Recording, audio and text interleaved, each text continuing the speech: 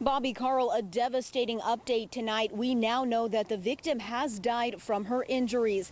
Now, there is still some information we're waiting to hear back on, but we do know this all started when her and her neighbor got into a dispute.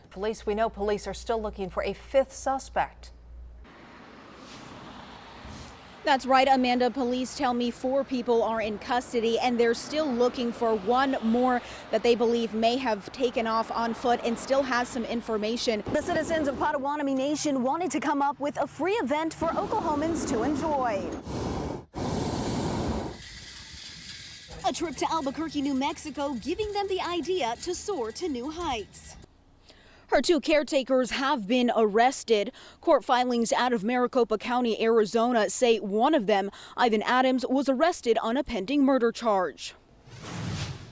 Yeah, Amanda, all eyes are on this race tonight. Mark Wayne Mullen spoke with me in this very spot 8 weeks ago. He says his campaign really had 2 months to convince voters that he belonged on the November ballot. Like Colby mentioned, there was some News 9 polling done earlier this month, and T.W. Shannon was able to close in that gap against Representative Mark Wayne Mullen.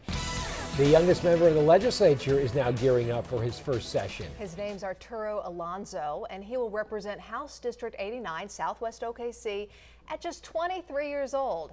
News 9's Feliz Romero got to sit down with him and joins us live at the Capitol with his story. Feliz? It's important to note that more than 70% of this district is Hispanic, and most of them speak Spanish, making accessibility and communication Alonso's top priority.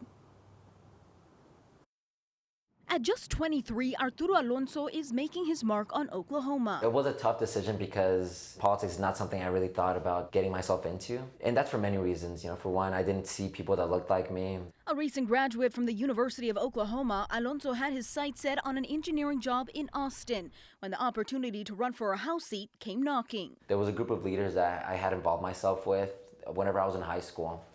This included people like Senator Michael Brooks Jimenez, Arturo Delgado, he's with La Una Union, and a few others, just because I saw that they were contributing in many different ways to my community, which has oftentimes been left out of politics. So they reached out to me with the opportunity to run with their support. Alonso says they laid the groundwork to continue bridging the gap between the south side of OKC and the Capitol. We're not a monolith. We're not just one type of person. Sometimes it seems like that has been the perception, like, oh, Latinos are all one way, they all vote the same way.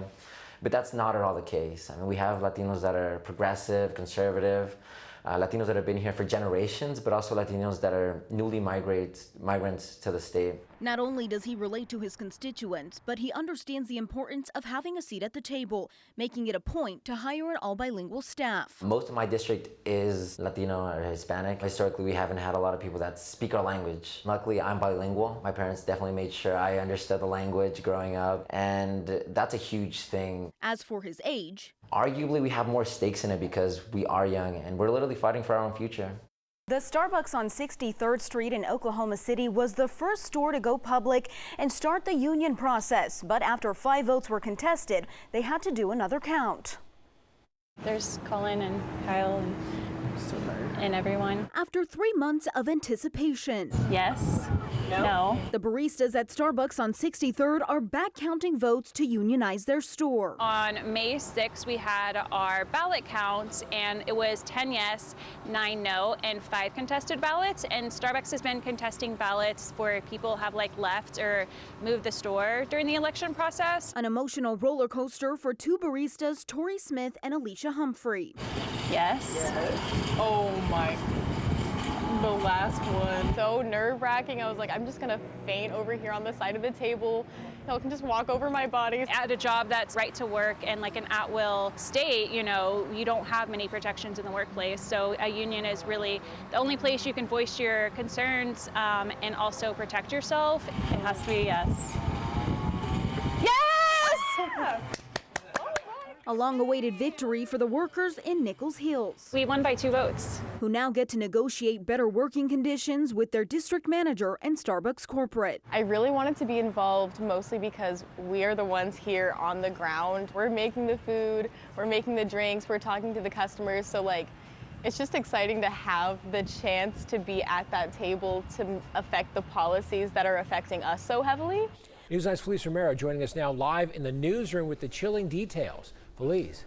Yeah, Carl, we first broke this story last year when we spoke to Margarita Sandoval's sister. At the time, she suspected family members were using Sandoval for her federal disability checks. New court documents validate her suspicion. We do want to warn viewers, the details may be graphic. A 14-month investigation revealing new details about 19-year-old Margarita Sandoval, whose body was found in a basement of a Norman home on Lindsay Street 3 years after her family says she went missing. The Norman Police Department arresting her brother and caretaker, Octavio Sanchez, and his wife, Desiree Sanchez, both charged with first-degree murder. Police found the body in a box wrapped in 24 layers of plastic, liquid pouring out and infested with bugs. I don't know how you can live knowing that you did that. I don't know how you can sleep at night knowing that you did that. I feel like you would have to be the most heartless person. The medical examiner's office unable to determine what killed Sandoval. Prosecutors allege Octavio messaged Desiree about wrapping the body with plastic, moving the body around the house, and even telling her, quote, "I will kill you too," when discussing a police investigation. The couple is also charged in federal court with taking Margarita's disability checks until police found her body, exactly what her sister feared was happening. She was getting passed around. I do believe as soon as Maggie turned 18 that no one saw her but as a big dollar sign. Court documents reveal both also believe Sandoval was haunting them. At one point, Desiree told Octavio Margarita knew what she did, and that's why she was haunting them. The couple is behind bars in the Cleveland County Detention Center. Court records show so far neither has an attorney. In the newsroom, Feliz Romero, Oklahoma's own News 9.